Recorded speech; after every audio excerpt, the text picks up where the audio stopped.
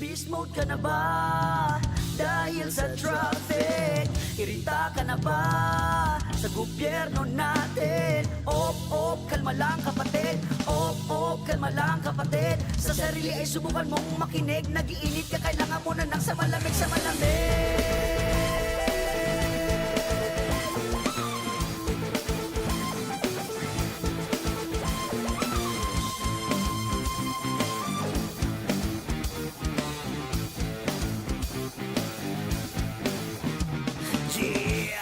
Digmaan na naman sa tren kaya ako'y amoy mandirik man na rin pagpunta ka pa lang. Mukha na pauwi, may pila na naman, makasingit nga ulit, yeah.